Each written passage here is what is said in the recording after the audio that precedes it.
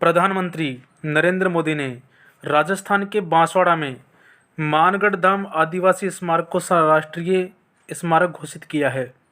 क्या है ये मानगढ़ धाम, जो अंग्रेजों के हाथों जलियांवाला बाग से कहीं अधिक नरसंहार की कहानी कहता है। 17 नवंबर 1913 को राजस्थान गुजरात की सीमा पर बांसवाड़ा के मानगढ़ धाम में अंग्रेजों ने करीब 1500 भील आदिवासियों को मौत के घाट उतार दिया था, लेकिन आमतौर पर इस शहादत को करीब विस्मृत ही कर दिया गया है। मानगढ़ पहाड़ी पर बना स्मारक इसी शहादत की कहानी कहता है। इसे मानगढ़ धाम के नाम से जानते हैं। इसे लगातार राष्ट्रीय धरोहर बनाने की मांग होती रही है, जिसे प्रधानमंत्री ने मान लिया है। इसे राष्ट्रीय स्मारक का दर्जा देने की बात उन्होंने वहां अपने भाषण में की। दरअसल मानगढ़ गवाह है भील आदिवासियों के अदम्य साहस और एकता का, जिसकी वजह से अंग्रेज़ों को नाकों चाने चबाने पड़े। ये एकजुटता भील आदिवासियों के नेता गोविंद गुरु की अगुवाई के कारण पैदा हुई थी। उनका जीवन भील जीवन के लिए रहा। इस ऐतिहासिक भील विद्रोह में भीलों के निशाने पर केवल अंग्रेज ही नहीं थे, बल्कि स्थानीय रजवाड़ी भी थे, जो लगातार इन आदिवासियों पर जुल्म ढा रहे थे। बात तब की है जब 1857 के सैन्य विद्रोह को 1 साल भी नहीं हुआ था। देश उथल पुथल से गुजर रहा था। 1857 की क्रांति के 1 साल बाद गोविंद गुरु का जन्म हुआ। युवा होने पर उन्होंने ये समझ लिया, जब तक शोषित समुदायों के लोगों को साथ नहीं लाएंगे तब तक कुछ नहीं होगा। आदिवासियों को एकजुट करने लगे। वह लोगों को एकजुट करने लगे, बस्तियों में जाते, जागरूकता पैदा करते, साथ ही सामाजिक सुधार और चेतना का भी संदेश देते। उन्होंने स्कूल खोलने और बच्चों की शिक्षा की स्कूल खोलने की कोशिश की। साथ ही उनका विश्वास रजवाड़ों द्वारा चलाई जाने वाली अदालतों में नहीं था। गोविंद गुरु अपने लोगों को एक ही बात समझाते थे, ना तो जुल्म करो और ना ही से सहो, अपनी मिट्टी से प्यार करो।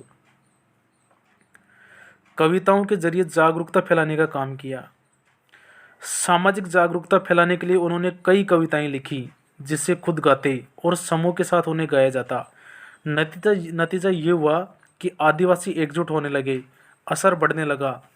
अब दक्षिणी राजस्थान, गुजरात और मालवा के आदिवासी संगठित होकर बड़ी जनशक्ति बन गए। जनाधार को बढ़ाने के बाद गोविंद गुरु ने वर्ष 1883 में संप सभा की स्थापना की।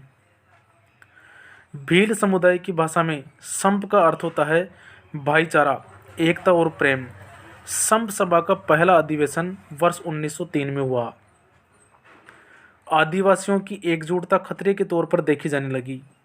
गोविंद गुरु राजस्थान, गुजरात और मध्य प्रदेश के आदिवासियों को शिक्षित बनाकर देश की मुख्य आवाज़ बनाना चाहते थे।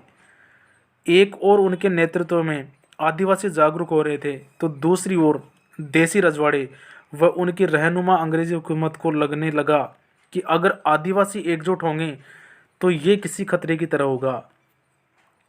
बेगारी बंद कर दी, शराब पीना बंद कर दिया। लंबे समय से राजा महाराजा भीलों और आदिवासियों से बेगारी कराते आए थे। वो अब भी ऐसा ही चाहते थे। जब उन्होंने ऐसा करने से मना कर दिया तो राज्य महाराजे से लेकर अंग्रेज तक उनसे नाराज रहने लगे। गोविंद गुरु के कहने पर आदिवासियों ने शराब पीना बंद किया तो शराब कारोबारियों का धंधे पर असर पड़ने लगा। इससे अंग्रेजी हुकूमत को जो टैक्स के तौर पर आमदनी होती थी वो बंद हो गई। आदिवासियों की बढ़ती जागरूकता देसी रजवाड़ों, अंग्रेजों और व्यापारियों सभी को नाखुश कर रही थी। सभी उनके खिलाफ होने लगे। संप सभा करने गए तो वहां अंग्रेज सेना लेकर आ गए। 7 दिसंबर 1908 को संप सभा का वार्षिक अधिवेशन बांसवाड़ा जिला मुख्यालय से 70 किलोमीटर दूर मानगढ़ में हुआ। इसमें हजारों लोग शामिल हुए। 1913 में गोविंद गुरु की अगुवाई में आदिवासी फिर राशन पानी लेकर वहां जुटे।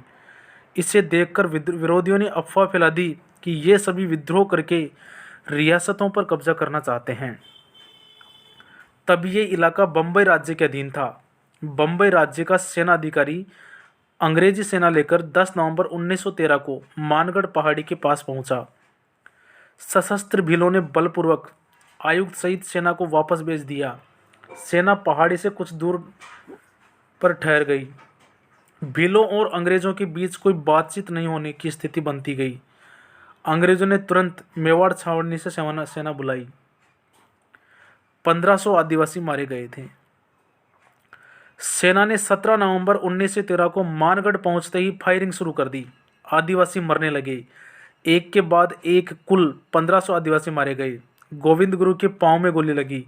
उन्हें गिरफ्तार कर लिया गया। मुकदमा चला। फांसी की सज़ा सुनाई गई।